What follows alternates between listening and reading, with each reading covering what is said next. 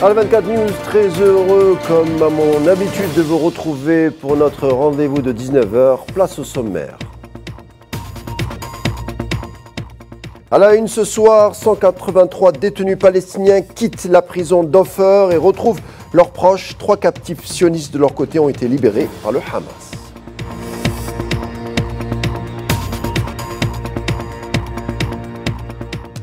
Profitant de l'accord de cessez-le-feu à Gaza, des dizaines de patients palestiniens ont quitté aujourd'hui Gaza pour se faire soigner à l'étranger.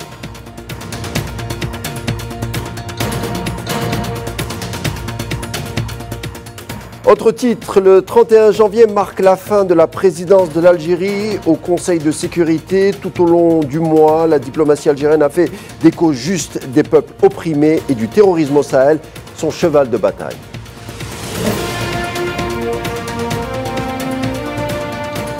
Et puis tension toujours aussi palpable en RDC. 700 civils ont perdu la vie dans des combats à Goma depuis dimanche. L'Algérie, par le biais de son ministère des Affaires étrangères, s'est dite préoccupée par la reprise du conflit et appelle à la retenue et à la désescalade.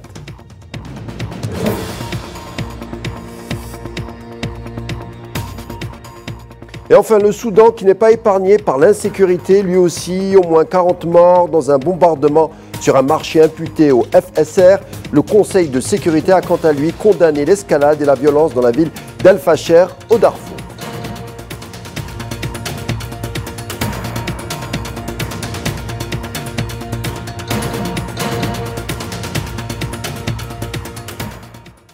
L'émotion déborde et les retrouvailles affluent après la libération de 183 détenus de la prison d'Ofer.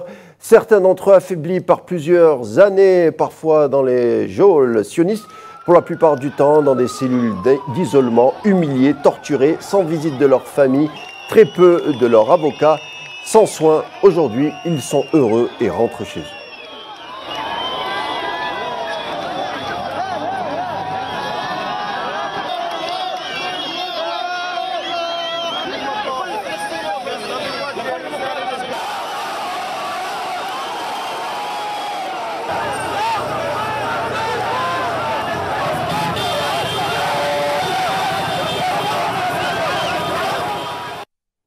Et puis au même moment, 3 captifs sionistes libérés du côté de la résistance palestinienne. On s'en souvient, le Hamas avait proposé de libérer tous les captifs en échange du refus de l'armée coloniale de bombarder et d'entrer dans la bande de Gaza. Mais la partie sioniste avait refusé à l'époque, c'est-à-dire en octobre dernier. C'est ce qu'ont rappelé dans les journaux certains médias de l'entité sioniste.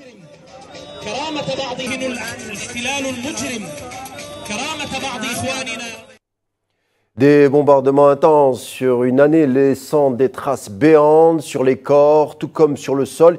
Ils sont nombreux, ces habitants à Gaza, se préparer à quitter l'enclave pour pouvoir se faire soigner à l'étranger. On en parle avec plus de détails, signé Amel Zitouni. Samedi 1er février, devant l'hôpital Nasser de Khan Younes, les Palestiniens blessés accompagnés de leurs parents se préparent à quitter Gaza pour se faire soigner à l'étranger. Parmi eux, Nariman Chercher, la mère d'une petite fille blessée pendant le génocide. Elle s'inquiète de devoir laisser ses autres enfants derrière elle. C'est vrai que je suis contente de partir pour être à côté de ma fille blessée et m'occuper d'elle, mais ce n'est pas tout, car je dois laisser des petits derrière moi. Honnêtement, je suis dans une situation difficile. Je n'ai pas d'abri. Et si je laisse les petits derrière moi, il n'y a personne d'autre que moi pour s'occuper d'eux. La petite Jody est dévastée. C'est la fille de Nariman. L'enfant est triste de ne pas pouvoir accompagner sa mère et sa sœur blessées en Égypte. Je veux voyager avec ma mère, ils ne veulent pas, je voulais voyager avec elle. Mon grand-père est mort, ma grand-mère est morte. Je ne peux pas rester seule et mon père est blessé. Et ils ne veulent pas me laisser voyager avec ma mère.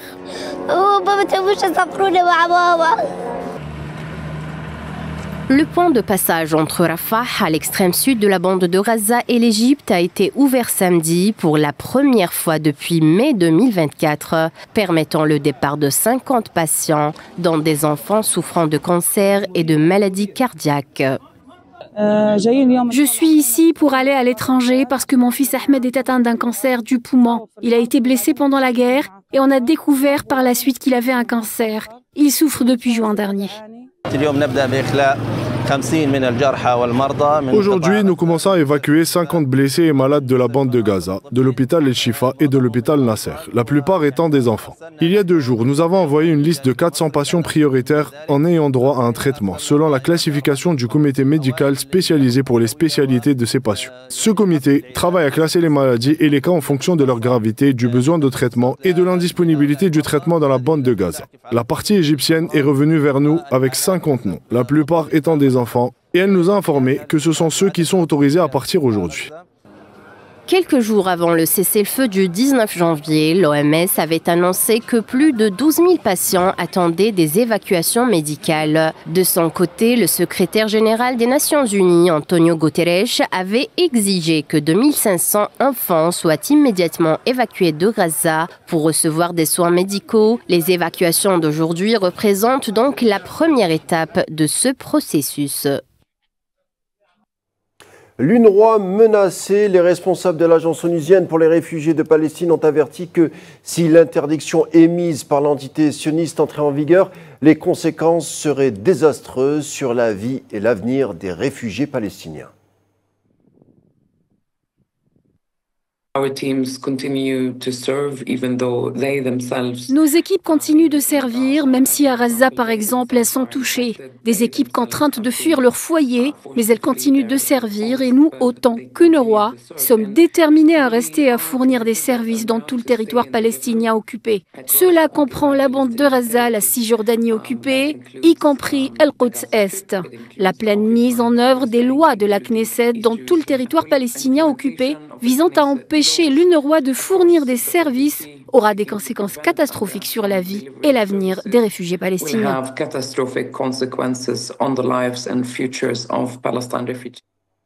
L'UNRWA a perdu, on le rappelle, quelques 270 de ses employés durant cette année de bombardement. On se déplace cette fois en Cisjordanie occupée, 6e jour d'assaut des forces sionistes sur le camp des réfugiés de Tulkarem. L'armée tente depuis presque une semaine d'expulser des habitants des camps de réfugiés de Jenin, en plus de Tulkarem, en causant de graves dégâts au niveau des infrastructures, comme vous les voyez à l'image.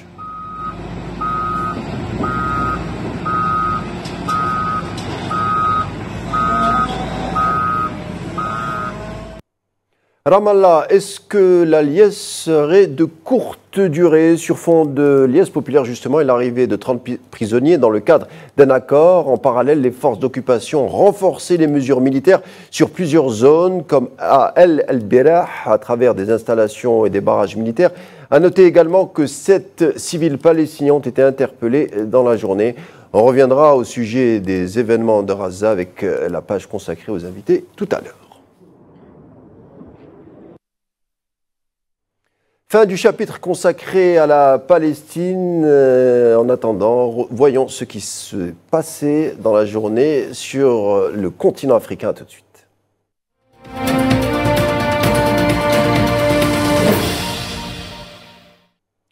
Mois de janvier écoulé, fin de la présidence de l'Algérie au Conseil de sécurité. Notre diplomatie a eu une charge conséquente durant cette période. Génocide palestinien, décolonisation, terrorisme en Afrique et ses nouveaux modes de financement, pour ne citer que ces exemples.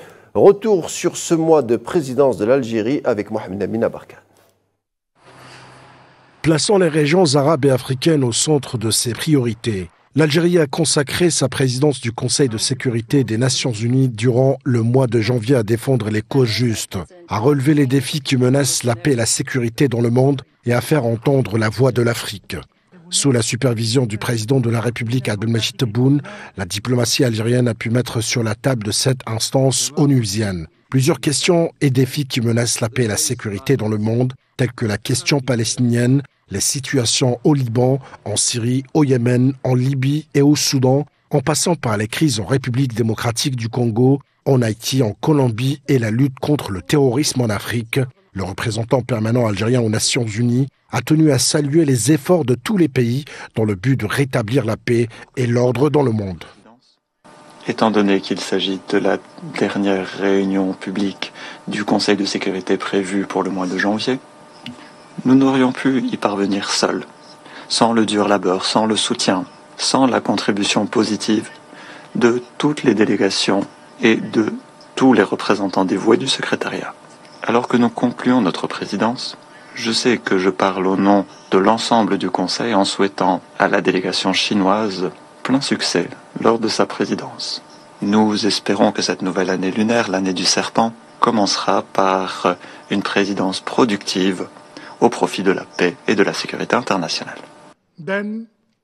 Durant sa présidence de l'organe exécutif du Conseil de sécurité, l'Algérie a convoqué plusieurs réunions d'urgence pour discuter les développements intéressants, les questions d'actualité, notamment la Palestine et la menace de la fermeture de l'Office de secours et des travaux des Nations Unies pour les réfugiés de Palestine, UNRWA, par l'entité sioniste, ainsi que ses appels incessants à mettre un terme au génocide dans l'enclave palestinienne de Gaza concernant la situation au Liban. L'Algérie a réaffirmé la nécessité d'une concertation entre la Ligue des États arabes et les Nations unies afin de mettre le pays du Cèdre à l'abri de troubles dont il a souffert ces dernières années. S'agissant de la Syrie, l'Algérie a souligné qu'il était de la responsabilité des deux organisations de l'accompagner sur la voie du rétablissement de la paix et de la sécurité sur l'ensemble de son territoire et de la restauration de sa pleine souveraineté. Pour le Yémen, l'Algérie, dans le cadre du groupe A3+, a appelé à la cessation des interventions militaires qui compromettent les efforts de paix et de sécurité, exprimant son soutien au processus politique conduit par les Yéménites sous l'égide des Nations Unies pour parvenir à une paix et une stabilité durable dans ce pays. Grâce à son rôle actif au sein du Conseil de sécurité, l'Algérie a réalisé un acquis important sur la scène internationale en réussissant à arracher un accord historique permettant à l'autorité libyenne d'investissement de réinvestir les avoirs libyens gelés dans les institutions financières internationales, une décision qui représente un grand pas vers la protection de ces avoirs et la préservation de leurs valeurs et des revenus qui en découlent au bénéfice du peuple libyen. Les efforts algériens ont également donné lieu à une autre décision obligeant le comité des sanctions sur la Libye à informer les autorités libyennes à l'avenir sur toutes les correspondances relatives aux avoirs gelés, permettant ainsi à la Libye de suivre avec précision et clarté le sort de ses fonds. Ce succès reflète l'engagement de l'Algérie dans la défense des droits de pays frères et en faveur de leur cause juste, et illustre la capacité de la diplomatie algérienne à réaliser des acquis tangibles sur des dossiers sensibles, compte tenu de la grande responsabilité confiée à l'Algérie au sein du Conseil de sécurité en matière de lutte contre le fléau du terrorisme en Afrique, du fait que le président de la République est le porte-parole de l'Afrique dans la lutte contre ce fléau et qu'il est habilité à suivre ce dossier au nom du continent et conséquemment à la propagation du terrorisme dans la région sahélo-saharienne. L'Algérie a convoqué une réunion de haut niveau pour tirer la sonnette d'alarme sur la situation critique causée par la propagation du terrorisme dans le continent. Et au nom du président de la République, le ministre d'État algérien, ministre des Affaires étrangères, Ahmed Attaf, a présidé la réunion et a présenté l'approche de l'Algérie en matière de lutte contre le terrorisme et l'extrémisme violent en Afrique, qui nécessite de traiter à la fois les manifestations de ce phénomène et ses causes profondes. Dans son exposé, Ahmed Attaf avait expliqué que l'Afrique ne fait pas face à une menace locale, mais bel et bien à une menace mondiale qui ne connaît pas de frontières et qui entraînera tôt ou tard les répercussions de grande ampleur qui dépasseront les régions africaines touchées. Nous sommes intimement convaincus que l'Afrique ne sort pas à une menace locale, mais bien à une menace planétaire, une menace qui se joue des frontières et qui n'épargne personne. Le sort de l'Afrique aura tôt ou tard de vastes ramifications qui se feront ressentir bien au-delà des régions de l'Afrique touchées, bien au-delà du continent. Comme couronnement du débat de haut niveau, le Conseil de sécurité a adopté une déclaration présidentielle initiée par l'Algérie en sa capacité nationale, mettant en exergue l'architecture institutionnelle de la lutte contre le terrorisme en Afrique. La République populaire de Chine présidera le Conseil de sécurité le mois de février. Et puis au sujet du dossier sahraoui, l'Observatoire international Western Sahara Resource Watch a qualifié Les arrêts rendus hier par la Cour de justice de l'Union européenne confirmant l'illégalité des accords commerciaux conclus entre l'Union et le Marzen, de victoire majeure pour le peuple du Sahara occidental, d'accords commerciaux illégaux, a affirmé l'Observatoire dans un communiqué. À ce titre, Sarah Ekmans, membre de l'Observatoire, a jugé qu'il était désormais temps pour l'UE de respecter les décisions de sa propre Cour.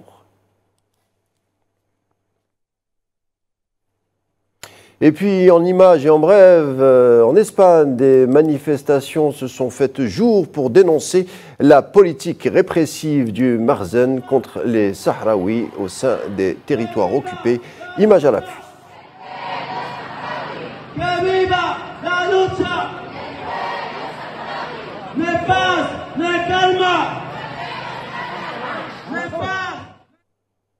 Tunisie, Kais Saïd le dit, lutter contre la criminalité requiert une coopération internationale, et ce, en présence du ministre des Affaires étrangères britannique au Palais de Carthage, David Lammy. Sur le plan pratique, Lammy a annoncé un soutien financier de 5 millions de livres, environ 20 millions de dinars, pour améliorer les capacités des migrants en Tunisie. Ce financement vise à décourager les départs clandestins tout en consolidant la sécurité des frontières tunisiennes. Cette initiative s'inscrit dans un programme plus vaste de lutte contre le trafic d'êtres humains, incluant la fourniture de drones pour la surveillance des frontières.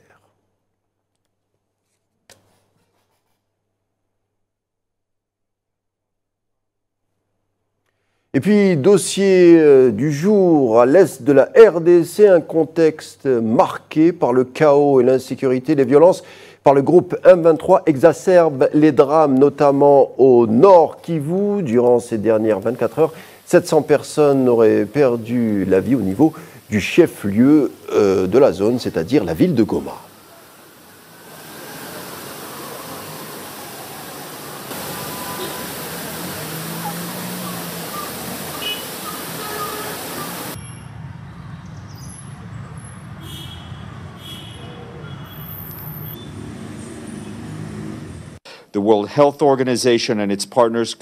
L'Organisation mondiale de la santé et ses partenaires avec le gouvernement ont mené une évaluation entre le 26 janvier et le 30 janvier et rapportent que 700 personnes ont été tuées et que 2800 personnes blessées reçoivent des traitements dans des centres de santé. Ces chiffres devraient augmenter au fur et à mesure que d'autres informations seront disponibles. Goma, l'inquiétude est donc à son acmé. Le chef des opérations de maintien de la paix de l'ONU reconnaît la situation instable de la ville, prisée encore une fois par le groupe M23.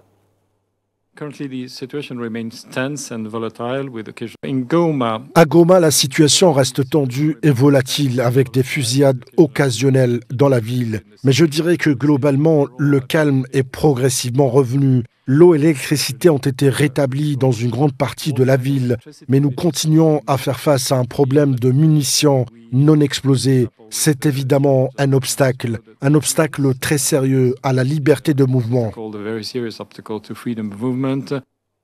Goma, toujours les hôpitaux de la ville font face depuis une semaine, c'est-à-dire depuis la recrudescence des violences dans l'est de la RDC, un flux important de blessés, dont une majorité de blessures par balle, mais pas que. Les services de santé ont également fait état de nombreux cas de blessures causées par des engins explosifs. Les services hospitaliers, comme vous allez le voir, sont dépassés. Souila Kilal. Dans cette aile de l'hôpital de Goma, les médecins sont à pied d'œuvre pour prendre en charge le flux incessant de blessés. En quelques jours, le nombre de civils blessés a grimpé en flèche, donnant lieu à une situation chaotique dans les hôpitaux. Une majorité de blessures par armes à feu et engins explosifs après les intenses affrontements qu'a connus la capitale provinciale de l'Est RDC. Ça, il fica vers 13h. 13h dimanche, alors que j'étais dans ma tente avec d'autres personnes, une balle m'a touché au ventre. Je ne sais pas d'où elle venait. Mes amis m'ont immédiatement pris en charge et m'ont amené ici à l'hôpital. J'ai été blessé dimanche. Je suis resté seul jusqu'à mardi, où une de mes sœurs est venue me chercher. Elle m'a amené ici à l'hôpital. Au moment où j'étais blessé, tout le monde fuyait et se cachait. Il n'y avait personne pour aider à évacuer les blessés à l'hôpital.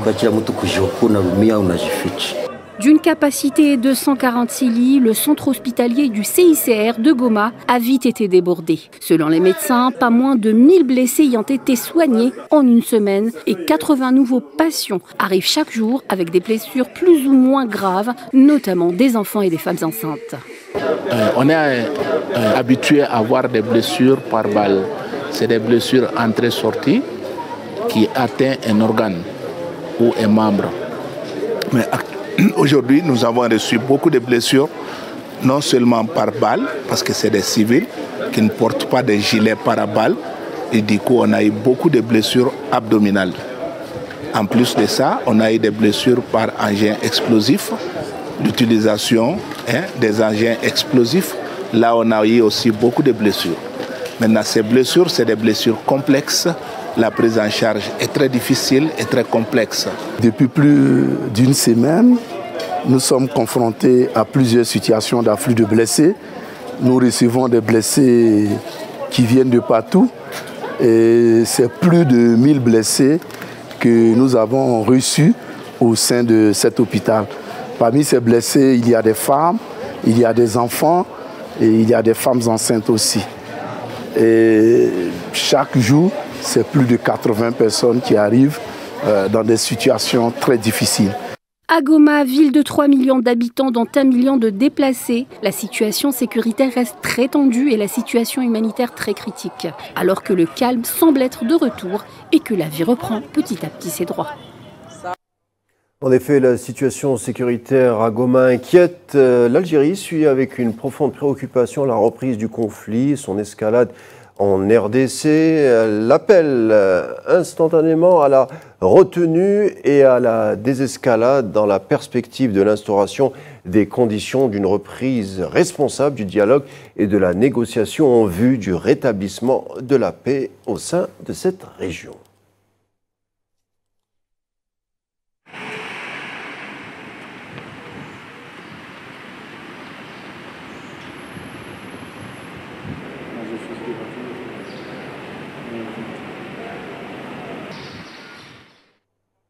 Autre situation qui inquiète est le Soudan. La situation empire justement. Plus de 50 personnes ont été tuées dans un bombardement attribué aux paramilitaires soudanais contre un marché à Omdurman, près de Khartoum, la capitale du Soudan. On le rappelle, depuis avril 2023, les paramilitaires des FSR sont en guerre contre l'armée, un conflit qui aurait tué des dizaines de milliers de personnes et en a déraciné plus de 12 millions.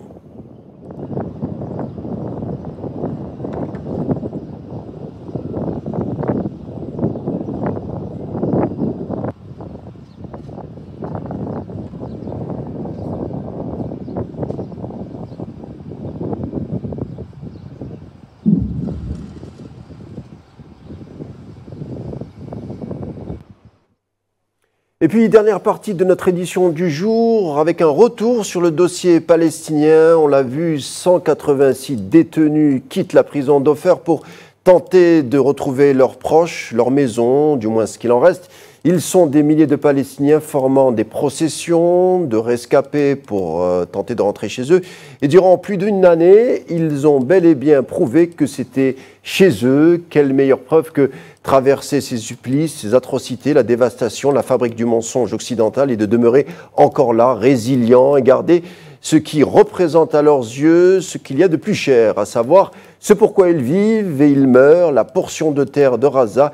Le sens de l'histoire aurait-il sonné le glas du sionisme? On va en parler justement de cet ancrage, de cette mémoire, de cette résilience qu'incarne le peuple palestinien avec nos deux invités. À tout de suite.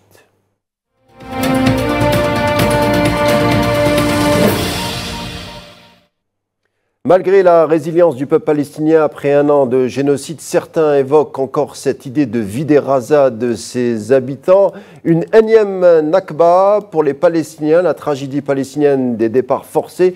Pour en parler, d'ailleurs, je reçois la réalisatrice palestinienne Norma Marcos. Merci d'être avec nous. Est-ce que vous m'entendez ? Oui, je vous entends. Merci de m'avoir invité. C'est un plaisir. Également avec nous, Amjad Chihab, professeur de sciences politiques à l'université d'Al-Quds. Bonsoir. Bonsoir. Je vous remercie. Merci de votre invité aussi et de tous les téléspectateurs à votre chaîne AL24 News. Alors commençons par vous, justement, Amjad Chihab. Que vous évoquent ces Palestiniens qui sont libérés, qu'on a vu en début de notre édition du jour? Oui, ils racontent leur souffrance en prison, le traitement inhumain et les décennies qui ont passé dans le prison israélien et leur espoir toujours d'être libérés. Et la libération, c'est un grand jour pour eux. Et leur attachement à la terre, leur attachement à leur famille, et de rester et continuer le combat jusqu'à la libération, jusqu'à la création d'un État palestinien. Ils cherchent à arracher la liberté, non seulement de prison, mais la liberté du peuple palestinien d'avoir son autodétermination sur sa terre. Et ça reste toujours un grand espoir. Et malgré la situation qu'on vit, la faiblesse de la communauté internationale, il reste encore 15 000 prisonniers dans les prisons israéliennes. On assiste chaque jour à des arrestations massives des Palestiniens à Jérusalem et en Cisjordanie, dans le territoire palestinien de 1948. Ça reste toujours des incertitudes de l'avenir, malgré le succès de cet échange jusqu'à maintenant, de la première étape de prisonniers avec l'État sionisme. Alors, Norma Marcos, je le disais, vous êtes réalisatrice. Vous avez vécu, vous, la tragédie palestinienne au sein de votre famille en 1967 lors de l'occupation sioniste à Beit Lahem, en territoire occupé. Votre père, au moment de rester sur place, a choisi, vaille que vaille, de demeurer malgré l'occupation sioniste. Ces images doivent vous rappeler, doivent susciter en vous beaucoup de traumatisme. Tout à fait. En 1967, nos voisins quittaient leur maison et fuyaient vers la Jordanie. Et mon père, il a fermé la porte. On était 4 familles dans la même maison. Il a fermé la porte à clé, il a caché la clé, il a dit « on est né ici et on meurt ici ». Et ces images à nouveau de ces pauvres Palestiniens qui vont à Gaza du nord au sud, puis du sud au nord, c'est affligeant et c'est insupportable, insupportable.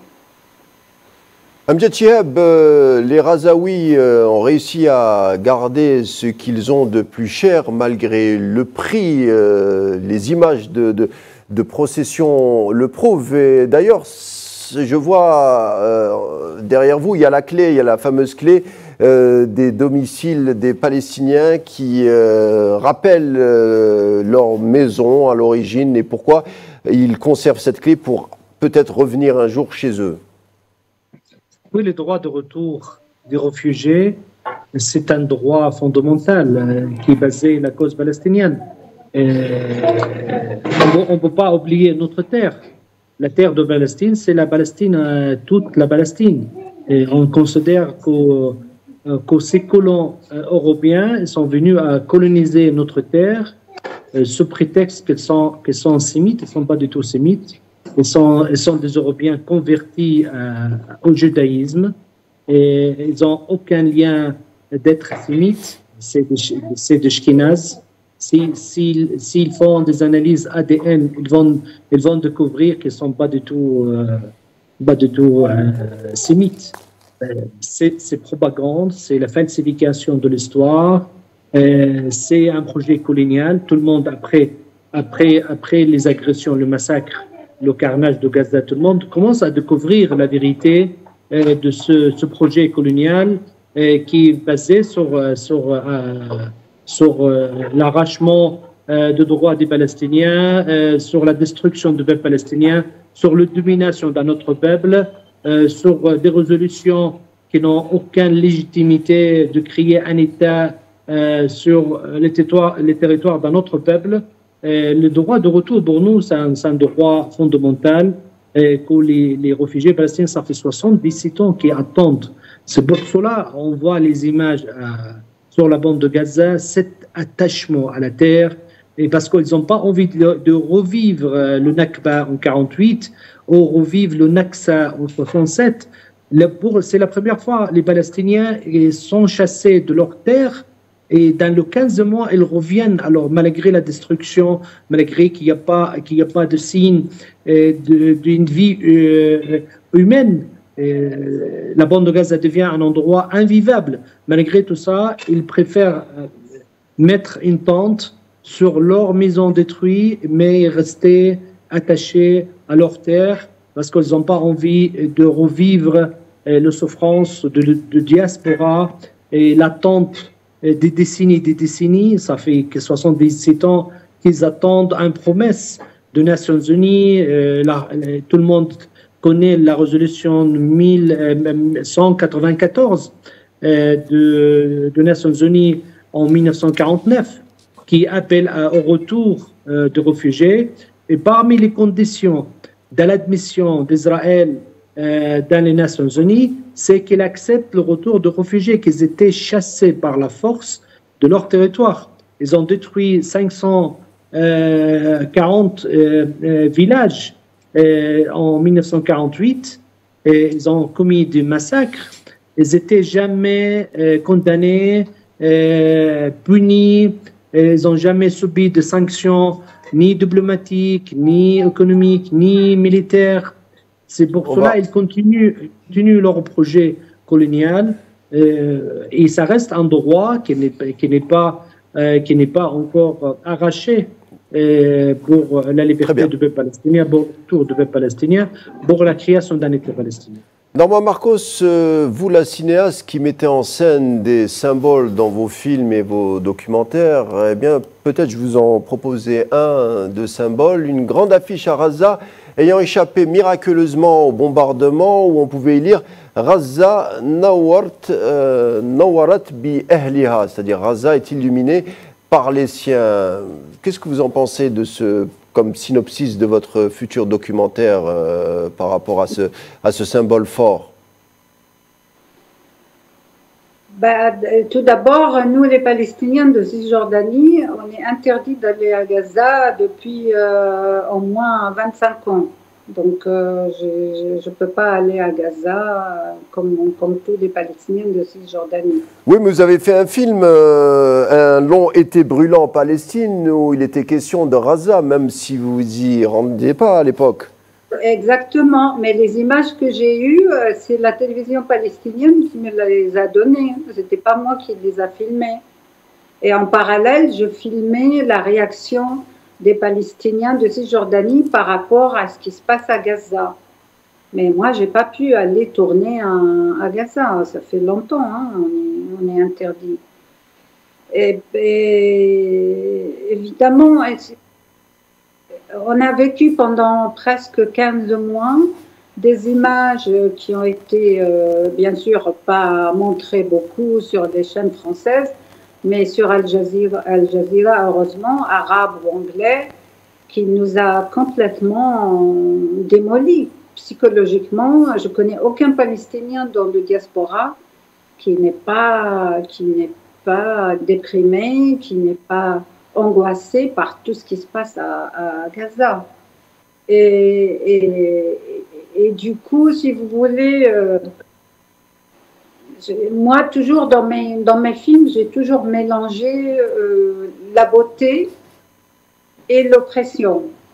Et j'aurais aimé avoir accès à quelques images, à quelques belles images de Gaza, avec ces images atroces de Gaza, quoi, depuis 15 mois maintenant.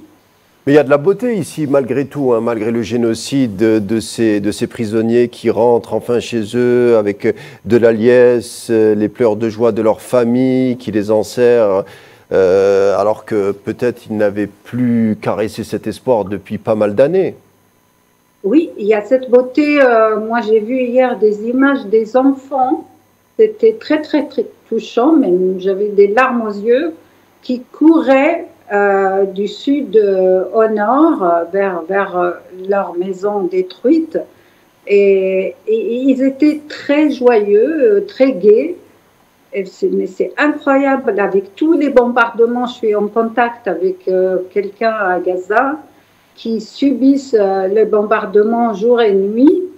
Et malgré tout ça, on voit ces enfants très joyeux, qui courent, qui essayent de jouer. Même, j'ai vu des matchs de foot, j'ai vu des gens qui chantent. La vie, quoi. Vous avez vu la vie. Voilà, la vie malgré tout. Et ça, c'est très, très fort chez les Gazaouis et chez les Palestiniens en général. Amjad Chihab, ce n'est pas, comme vient de le décrire Norma Marcos, on parle du retour à la vie, en tout cas à l'espoir, qui est aussi une victoire en soi. Les sionistes avaient dit à l'époque que le but des bombardements était d'éloigner définitivement les habitants de Gaza le plus possible. Le message de ces retours vont de pair avec cette digue sioniste qui vient de céder. Je veux dire en cela que c'est une victoire des Gazaouis de la Palestine. Oui, il y avait le plan de généraux. C'est le nettoyage ethnique du nord de Gaza. C'est avorté grâce à la résistance palestinienne. Il y avait aussi le projet de retour de coloniser la bande de Gaza, comme c'était avant le retrait de l'intérieur, de l'armée de l'occupation de la bande de Gaza. Il y avait des projets de refaire encore des colonies et aussi de chasser des Palestiniens de la bande de Gaza, etc. Le fait d'avoir des résistances capables de s'adapter et continuer et la guerre de dur et de faire tomber des soldats quotidiennement, je pense que c'était la carte le plus fort entre la résistance palestinienne qui a conduit Netanyahou à signer cet accord, on le voit aujourd'hui, et aussi ils avaient d'autres rêves de gagner la guerre d'image. Ils ont rêvé de faire une victoire absolue, comme ils le disent, selon leur expression. C'est-à-dire forcer les résistances palestiniennes à se rendre, à porter les drapeaux blancs et à montrer qu'ils peuvent liquider la cause palestinienne. Ça a été complètement échoué. Le grand titre aujourd'hui, c'est le grand espoir de faire revivre la bande de Gaza comme avant, peut-être mieux, mais ils ont besoin d'un soutien du monde arabe, un soutien international. Mais il y a une réalité aujourd'hui et que le niveau politique israélien ou le niveau militaire, ils ont compris que la solution militaire contre les Palestiniens, autant qu'il y a une occupation, et il n'y aura pas la capacité, malgré la supériorité militaire, d'éradiquer ou d'écraser les Palestiniens. De briser la volonté des Palestiniens, je pense que c'est devenu une illusion. On va en parler, justement. Clair.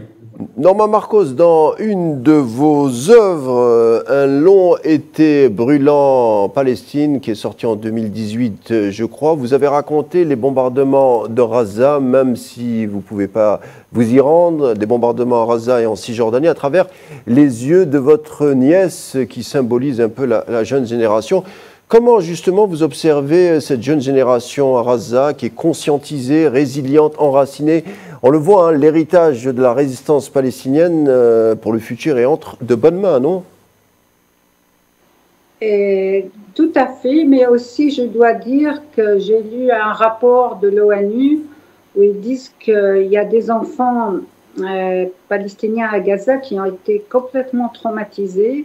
Ils ont vraiment besoin d'aide psychiatrique et psychologue, car les bombardements jour et nuit sur Gaza, pour un enfant, c'est quand même traumatisant. C'est très dur, donc on ne peut pas nier quand même les dégâts qui ont été faits par cette guerre. N'oubliez pas qu'Israël a envoyé des bombes qui dépassaient même la bombe américaine sur Hiroshima, la bombe nucléaire. Imaginez tous ces bombes qui sont tombées. Et aussi, avant de construire, il faut nettoyer les terrains parce que ces terrains, il y a plein d'explosifs, il y a plein de bombes qui n'ont pas explosé. Donc, on ne peut pas nier qu'ils sont traumatisés malgré les images de joie, que la guerre s'est arrêtée. Enfin, s'est arrêtée, on ne sait pas, parce que là, le gouvernement de l'extrême droite israélienne dit qu'ils vont reprendre la guerre. Hein. Il y a pression sur Netanyahou de continuer la guerre. Donc, vous voulez, donc il ne faut pas nier aussi ce côté-là, le traumatisme. À côté de la guerre, il y a aussi des gens malades, il y a des femmes qui accouchaient, il y a des enfants qui n'allaient pas à l'école, ça fait 1 an et demi qu'ils n'allaient pas à l'école. Donc tout ça, c'est pas facile à surmonter, mais ils vont le surmonter, je l'espère, avec de l'aide, comme il a dit le monsieur, l'aide arabe et l'aide internationale. Bien, je ne crois pas du tout à l'aide arabe, parce que la lâcheté des pays arabes, franchement, qui n'ont pas rompu les relations avec Israël est vraiment incroyable, incroyable. Amjad Chihab, comment vous voulez que l'Occident nous soutient quand il y a cette lâcheté des pays arabes? Je ne parle pas de la population arabe, je parle des leaders arabes. C'est entendu. Amjad Chihab, Norma Marcos le disait, les enfants palestiniens ont payé le prix fort. On se souvient de ces zones que l'entité sioniste qui prétendait que c'était des zones sûres, des parents les ayant crues à l'époque, c'est-à-dire au début des bombardements, mais on connaît la suite. Des zones mensongèrement sécurisées comme Khan Younes, Dar el-Balah, Nusayrat, Rafah ont été un réceptacle de tapis de bombes. Résultat, 15 000 enfants ont été emportés officiellement. Oui, les enfants et les femmes, c'était ciblé intentionnellement, c'était clair. Ils avaient d'ordre de l'armée de l'occupation de faire une massacre chaque jour entre 50 et 100 Palestiniens civils durant des semaines et des mois, sans arrêt, pour faire de chantage contre les mouvements de la résistance palestinienne, leur forcer à se rendre. Et on tue vos femmes, vos enfants. Le chiffre, c'est beaucoup plus de 15 000. On ne parle pas des blessés, des handicapés palestiniens. On ne parle pas aussi des enfants qui sont toujours sur le combre. Il y a des milliers de familles qui étaient massacrées entièrement et qui se trouvent toujours sur le combre des maisons et des bâtiments. Ils n'ont même pas autorisé, malgré les 12 semaines qui ont passé de cessez-le-feu, ils n'ont même pas autorisé des matériels lourds pour lever le combre et sortir les cadavres. Juste même pour enterrer les Palestiniens selon les habitudes traditionnelles, selon les rituels de la religion islamique. Jusqu'à maintenant, quand je vous parle, ils n'ont pas encore permis de faire ça. Sans oublier les orphelins. Tout à fait. Il y a beaucoup d'orphelins. Et moi, j'ai entendu hier la déclaration du Premier ministre français, et quand il parle, parce qu'il y a eu une agression sur le temple de Jean-Marie Le Pen, il a dit qu'il ne respecte pas le mort, et c'est pas une nation, c'est pas des gens civilisés. Mais là, il oublie complètement comment l'armée israélienne traite avec le respect des martyrs palestiniens à travers des mois, et peut-être à travers des décennies. Là, cette hypocrisie, cette contradiction de parler d'un sujet à l'autre, comme on dirait que les Palestiniens ne sont pas des êtres humains et que les autres sont des êtres humains, et cette diabolisation, je pense que ça devient trop clair, cette hypocrisie de la communauté internationale, de traiter avec une force d'occupation et de le protéger durant toutes ces décennies. Je pense qu'il est temps aujourd'hui que la justice soit appliquée et que le respect aux êtres humains, les valeurs humanistes Et aujourd'hui, la cause palestinienne n'est pas seulement une cause des Palestiniens ou une cause du monde arabe. C'est devenu une cause qui incarne l'humanité. Parce qu'on a vu ces massacres en direct.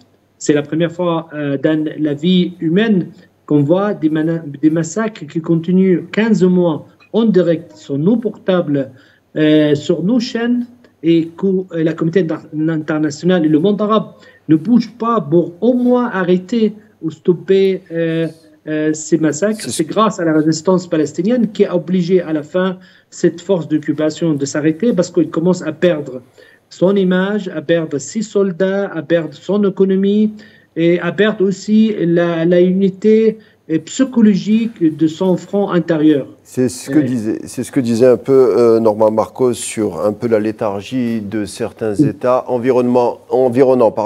Norman Marcos, des Palestiniens qui ne partiront pas, qui ne veulent pas partir. On évoquait avec vous au début de notre rendez-vous des événements de 1967 et les traumatismes inhérents à l'époque. Certains veulent encore d'une sorte de Nakba bis en souhaitant faire partir des Palestiniens vers la Jordanie ou l'Égypte, que sais-je. Est-ce que les Palestiniens, selon vous, sont condamnés à faire des processions comme ça tout le temps? Certains veulent en faire, je ne sais pas, un peuple nomade ou le peuple de la procession, encore le peuple réfugié par excellence. Est-ce que vous voyez un peu l'avenir, cet avenir-là qui se dessine pour les Palestiniens, qui est l'un des peuples les plus anciens du monde, comme le raconte d'ailleurs dans un magnifique livre Adam Shamir qui s'intitule « Le pain et l'olivier ». Malheureusement, pour l'instant, on est condamné à ça, mais je pense la question palestinienne a intéressé le monde entier. Moi, j'ai vu des manifestations au Japon, au Corée du Sud, dans des endroits vraiment qu'on n'a jamais vus auparavant. Donc, la question palestinienne, comme il l'a dit le monsieur, c'est pas uniquement une question palestinienne, c'est une question d'injustice qu'un peuple a subi et que d'autres peuples peuvent subir. Donc, c'est pour ça que ça a vraiment intéressé le monde entier. Et il y a dans les chaînes françaises, ils disaient toujours oui, pourquoi on ne s'intéresse pas au Soudan, au Yémen, et personne ne vous a empêché de s'intéresser au Yémen et au Soudan, franchement. Mais c'est n'importe quoi. Donc, pour l'instant, ça a l'air un peu très difficile, mais moi, je pense qu'il y a toujours un prix à payer pour ce qu'on a fait. Et l'Allemagne a payé un prix, pendant la Deuxième Guerre mondiale, un prix très élevé. Je pense que les Israéliens vont payer un prix pour tous les crimes qu'ils ont commis. Mais Norman Marcos, vous qui vivez en France, on en est loin un peu du traitement qu'ont subi les dignitaires nazis au lendemain de 1945. On l'observe, on l'a observé, les mines des commentateurs français, les mines médiatiques, les mines des figures médiatiques françaises ont été déconfites lorsqu'on a libéré les prisonniers palestiniens. On l'a vu, hein, d'ailleurs Netanyahou, lors d'une interview sur CNews, a félicité la chaîne d'avoir couvert les événements avec probité, c'est-à-dire les événements du bombardement et du génocide, malgré le mouvement juridique mondial qui a prouvé, qui a étayé qu'il y avait bel et bien un génocide. Alors, est-ce que vous pensez que certains de ces figures médiatiques pourraient être reconnus coupables de complicité, de crimes de guerre dans le moyen terme ou long terme? Est-ce que vous y croyez? Écoutez, moi j'ai vu un débat à l'ONU qui disait est-ce que la France peut être jugée comme complice de crimes de guerre, et les avocats on dit que c'est une possibilité, ainsi que l'Allemagne et l'Angleterre. Maintenant, les chaînes françaises, bien sûr, depuis ce matin, ils ne parlent que des otages. Et peut-être ce soir, ils vont montrer les prisonniers palestiniens, mais je n'ai pas vu. Hein. J'ai vu on parle des otages, et surtout parce qu'il y a un otage français, franco-israélien. Donc, je ne sais pas s'ils ont reçu des ordres de ne pas parler parce qu'ils ont peur, soi-disant, du terrorisme en France, ou c'est une volonté vraiment de masquer la vérité. Je sais une chose, il y a un médecin américain qui s'appelle John Sarno. Il a écrit un livre qui n'a rien à voir, mais vous allez voir qu'il y a quelque chose à voir, sur la douleur chronique où on ne trouve pas des causes physiques.